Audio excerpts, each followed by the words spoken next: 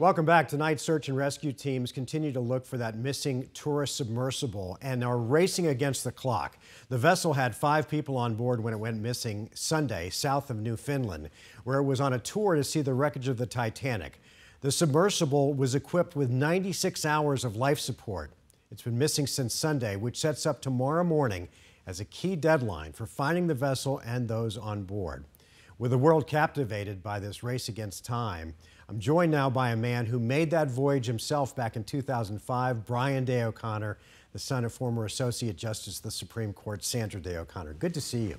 Good to be back with you, Mark. Appreciate your coming on. We've had you on before for some of your climbing exploits, but tonight, unfortunately, you're here to talk about going down in a small 4- or 5-person submersible to visit the Titanic. What was your first thought when you heard that this submersible had gone missing?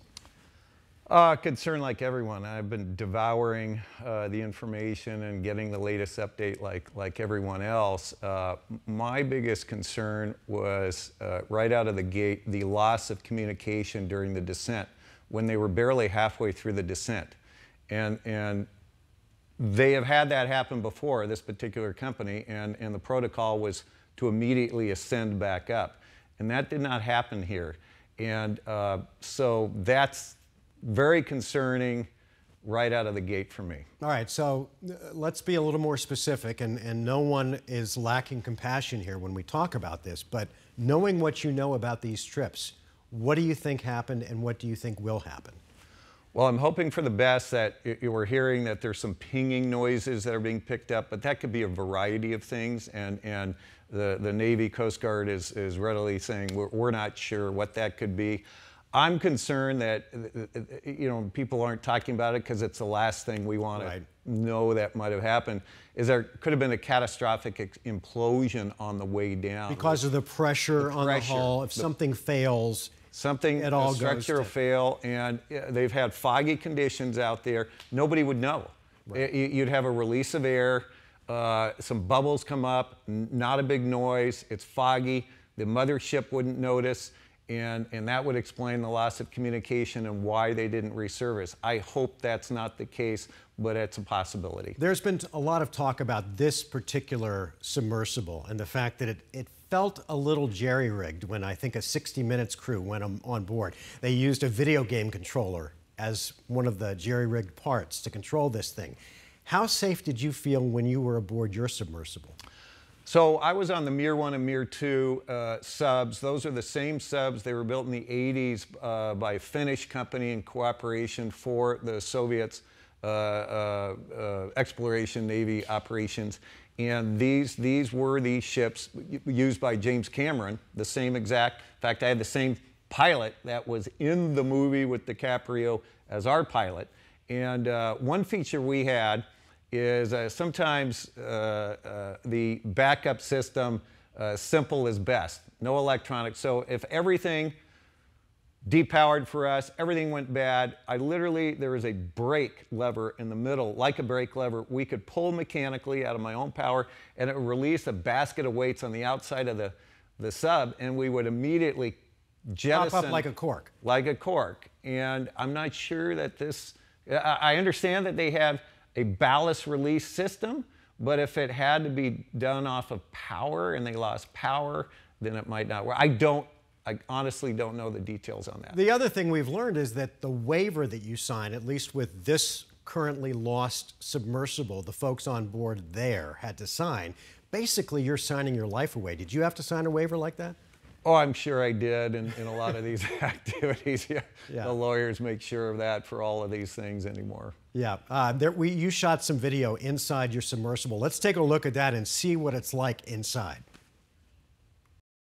There's the other mirror looking at the bow of the Titanic. Келдыш, вас практически не слышу. Рядом работает Мир 2. До связи. Here we are, bow of the Titanic, the other submarine. Oh, they're right. So that was Russian you heard, and he was speaking in Russian to the pilot of the other Mir. And ours were 3-man subs. What we're all searching for right now is a 5-man sub. So We were 2 passengers and a pilot versus 4 in the pilot in today's craft. I've always wondered this about people that do what you do. I mean, you put yourself at risk to the extreme, whether it's climbing mountains or going down to see the Titanic. How do you reconcile that desire to push the envelope and see the Titanic, knowing that there's very little separating you from instant death, with the fact that you have a life to come back to? Sure, and a family I love. I just like to. It's a big world out there, and you know, I just have always had a zest for some adventure. But you know, it's calculated risk, and I'm not trying to put myself in harm's way as the thrill in and by itself. But the vastness of the Atlantic, when you're 2 miles down or over 2 miles down, and again, there's very little separating you from instant death. Do you think about your own mortality? No, I'm thinking about where we are, and it's a very, you know, it's a special place. I mean, it's sort of a sacred burial ground of sorts, so we're very respectful being down there, right? Because of it's a graveyard for many, many souls. What it means, and it was as if we were having those same views of the Titanic movie so many of us all watched, and it's so in that regard it was thrilling. So it was a great adventure, and I hope we have a good outcome right now, but time is upon us. Why no rescue beacon or some sort of a locator or a tracking device on these things? Did you have one on your sub? We had communication with the mothership. But aside from that, I mean, let's say communication got lost, and we know that comms were lost on this thing. I cannot tell you for certain. I actually don't recall. But what we did have is that simple system to release ballast, and that to me was you know, I do a lot of skydiving. That was my emergency parachute to get back to the surface. Yeah. How's your mom doing? So she just turned 93 in God March, bless her. Yeah. and she's here in town, and she's going to hear a little music next week with some friends playing at her place, and God bless her, she's still hanging in there. It's not easy getting older, but it's always great to be here with her. Have you, in your times with her, had a chance to discuss the great division that's happening in this country right now, not only with the current administration and the past administration and the war between the two political parties? I'm wondering what she thinks about that. So she's not completely dialed into current events as we probably are right now. Mm-hmm. And frankly, I'm thankful for that, right, because I can assure you she would not be pleased with our state of affairs in Washington, whether at the court or in Congress. I can tell you she always walked the middle aisle, Mark, right? And both parties are guilty.